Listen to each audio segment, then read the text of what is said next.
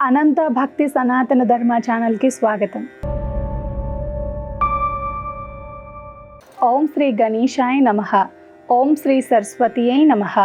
ఓం శ్రీ గురుభ్యో నమః.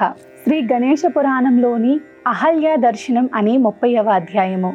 అలా రుక్మాంగద మహారాజు శ్రద్ధాలువై వేసిన ప్రశ్నకు ప్రత్యుత్తరంగా నారద మహర్షి ఇలా అన్నాడు. నాయన రుక్మాంగద, నేనోసారి త్రిలోకాధిపతి అయిన ఇంద్రుణ్ణి చూడటానికి అమరావతి నగరానికి వెళ్ళాను.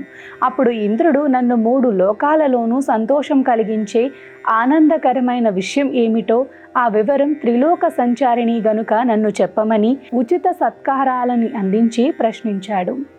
భూలోకంలో అత్యంత రమణీయకమైన ప్రకృతి పరిసరాలతో, అనేక వృక్షాలతోనూ లతలతోనూ పక్షుల కుహూరావాలతోనూ నయన నందకరంగా విలసిల్లుతున్నది గౌతమ ముని ఆశ్రమం.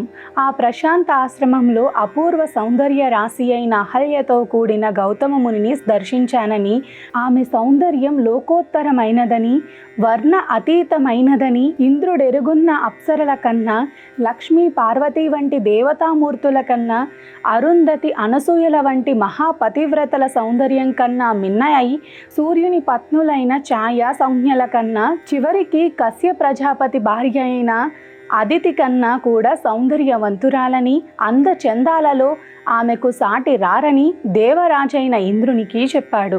అటువంటి దివ్య సౌందర్యవంతురాలిని చూడగానే అఖండ బ్రహ్మచారినైన నాకు సైతం మనస్సు చలించిందని, ఇక గానము భోజనపానాదులేవి నాకు రుచించలేదని, నిద్ర కూడా పట్టలేదని, చివరికి బ్రహ్మచర్య వ్రతం భంగమవుతుందేమోనన్న భయం కలిగి వెంటనే అక్కడి నుంచి ఏకాయికి స్వర్గానికి వచ్చానని, అందుచేత ఆమె లేని స్వర్గం అలంకారం లేని అతివలా ఉంటుందని చెప్పి అంతర్హితుడైనాడు. ఓ రుక్మాంగద, అలా నేను ప్రేరేపించి అంతర్హితుడనైనాక ఇంద్రుడు అహల్యను, ఆమె రూప లావణ్యాలను పదే పదే తన మనస్సులో తలపోస్తూ మదన బాధ భరించలేనంత ఎక్కువ కాగా తట్టుకోలేక మూర్ఛిల్లాడు.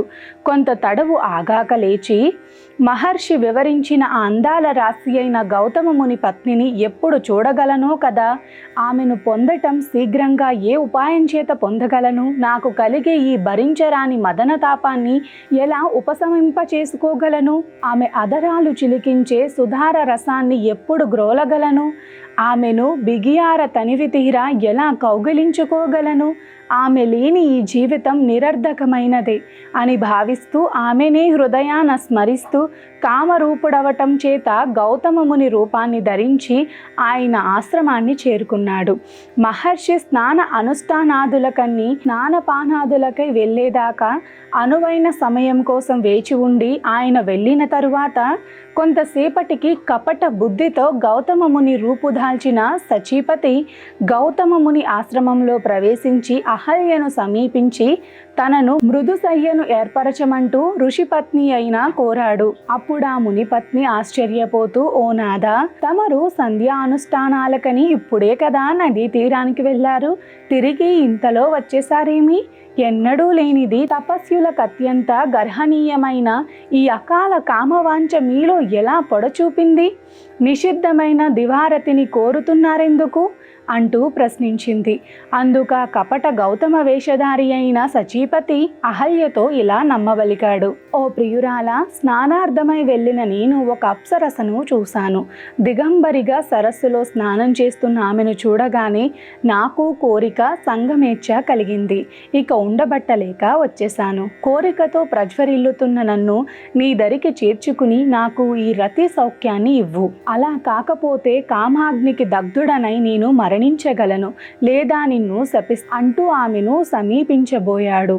భర్త యొక్క ఊహించని ఈ హఠాత్ ప్రవర్తనకు విస్తుబోయిన అహల్య, ఓ మునివర్య, స్వాధ్యాయనంలోనూ జపతప అనుష్ఠానాలతోనూ దేవతా పూజలతోనూ గడపవలసిన ఈ ప్రాతః సమయంలో ఈ విధంగా జంతువుల్లాగా రమింపబూనడం మీకు ఉచితం కాదు. అయినా మీ పట్టిన పట్టు విడకపోతే మీ ఆజ్ఞను పాలిస్తాను. భాతృ ఆజ్ఞా పరిపాలన మించిన ధర్మం సతులకెక్కడ ఉన్నది? ఓ రుగ్మాంద మహారాజా, ఈ విధంగా రూపంలోనూ కంఠధ్వనిలోనూ స్వభావ సంభాషణలలో ముమ్మూర్తులుగా గౌతమ మునిలా ఉన్న అతనిని తన భర్తగానే భావించి అతని కోరిక తీర్చడానికై సయ్యను చేరింది. అప్పుడు ఇంద్రుడు ఆమెతో యథేచ్ఛగా చుంబన ఆలింగనాది కములతో రమించాడు. అతని దేహం నుంచి వస్తున్న దివ్య సుగంధానికి చకితురాలైన అహల్య తనలో తానిలా అనుకుంది, ఇతడు నా భర్తయేనా, లేక ఎవరైనా కపట రూపం దాల్చి నన్ను వంచారా? అలాగైతే తీరని కలంకంగా మాయని మచ్చలా నా జీవితంపై పడుతుంది. ఈ దుష్టుని సాంగత్యం వల్ల అటు పుట్టింటికి ఇటు మెట్టినింటికి అపకీర్తి తెచ్చిన దానినవుతాను అని మదనపడుతూ కోపంతో ఇలా అంది, ఓయి, నీవెవరివో? కపట రూపంలో నా భర్త రూపు దాల్చి నన్ను వంచావు. నీవెవరనేది నిజం చెప్పు, లేదా నిన్ను శపించగలను. ఆమె శాపానికి భయం చెందిన ఇంద్రుడు తన నిజ రూపు దాల్చి ఆమె ఎదుట ప్రత్యక్షమైనాడు. ఓ అహల్య, నేను సచీపతి అయిన ఇంద్రుడిగా తెలుసుకో. నీ రూప లావణ్యము సౌందర్యములను చూసి నిగ్రహించుకోలేక ఇలా చేశాను. త్రైలోక్యాధిపతి అయిన నన్నే ఇకపైన సేవించుకో అన్న ఇంద్రుని మాటలకు క్రోధంతో బుసల కొట్టే మిన్నాగుల తీక్ష విచక్షణాలతో ఇలా అంది, ఓ మూఢ, తపస్వి అయిన నా భర్త ఇప్పుడు ఇంటికి వస్తే నీ గతి ఏమవుతుందో చెప్పలేను. మహాపాపివైన నీవు నా పాతివ్రత్యాన్ని చరిచినావు.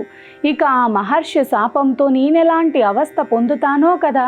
ఇది శ్రీ గణేశ పురాణం ఉపాసనాఖండంలోని అహల్యా దర్శనం అనే 30వ అధ్యాయం.